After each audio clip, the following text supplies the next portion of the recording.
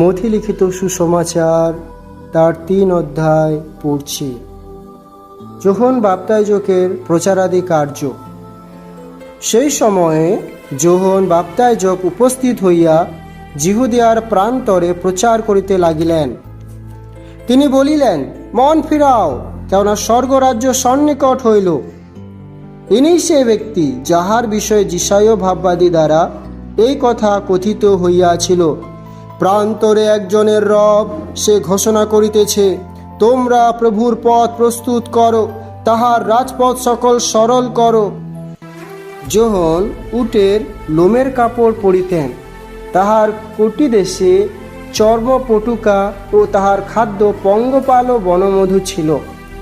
তখন জেরুসালেম সমস্ত জিহুদিয়া এবং জর্দনের নিকটবর্তী সমস্ত অঞ্চলের লোক বাহির হইয়া তাহার নিকটে যাইতে লাগিল, আর আপন আপন পাপ স্বীকার করিয়া জর্দন নদীতে তাহার দ্বারা বাপ্তাজিত হইতে লাগিল।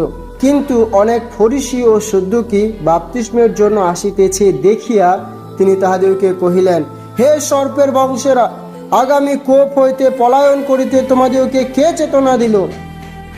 অতএব মন পরিবর্তনের উপযোগী ফলে ফলবান হও, আর ভাবিও না যে তোমরা মনে মনে বলিতে পারো, আব্রাহাম আমাদের পিতা। কেননা আমি তোমাদেরকে বলিতেছি, ঈশ্বর এই সকল পাথর হইতে আব্রাহামের জন্য সন্তান উৎপন্ন করিতে পারেন। আর এখনই গাছগুলির মূলে কুড়ালি লাগানো আছে। অতএব যে কোনো গাছে উত্তম ফল ধরে না, তাহা কাটিয়া আগুনে ফেলিয়া দেওয়া যায়। আমি তোমাদেরকে মন পরিবর্তনের নিমিত্ত জলে বাপ্তাইজ করিতেছি বটে, কিন্তু আমার পশ্চাৎ যিনি আসিতেছেন তিনি আমা অপেক্ষা শক্তিমান। আমি তাহার পাদুকা বহিবারও যোগ্য নহি। তিনি তোমাদেরকে পবিত্র আত্মা ও অগ্নিতে বাপ্তাইজ করিবেন। তাহার কুলা তাহার হস্তে আছে, আর তিনি আপন খামার সুপরিষ্কার করিবেন এবং আপনার গম গলায় সংগ্রহ করিবেন, কিন্তু তুষ অনির্বাণ অগ্নিতে পড়াইয়া দিবেন। প্রভু যিশুর বাপ্তিস্ম ও পরীক্ষা। তৎকালে যিশু যোহন দ্বারা বাপ্তাজিত হইবার জন্য গালিল হইতে জর্দনে তাহার কাছে আসিলেন, কিন্তু যোহন তাকে বারণ করিতে লাগিলেন, বলিলেন, আপনার দ্বারা আমারই বাপ্তাজিত হওয়া আবশ্যক, আর আপনি আমার কাছে আসিতেছেন?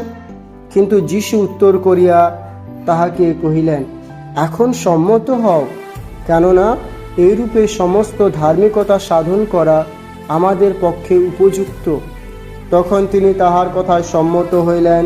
পরে যিশু বাপ্তাজিত হইয়া অমনি জল হইতে উঠিলেন, আর দেখো তাহার নিমিত্ত স্বর্গ খুলিয়া গেল, এবং তিনি ঈশ্বরের আত্মাকে কপতের ন্যায় নামিয়া আপনার উপরে আসিতে দেখিলেন। আর দেখো স্বর্গ হইতে এই বাণী হইল, ইনি আমার প্রিয় পুত্র, ইহাতেই আমি প্রীত। আমেন।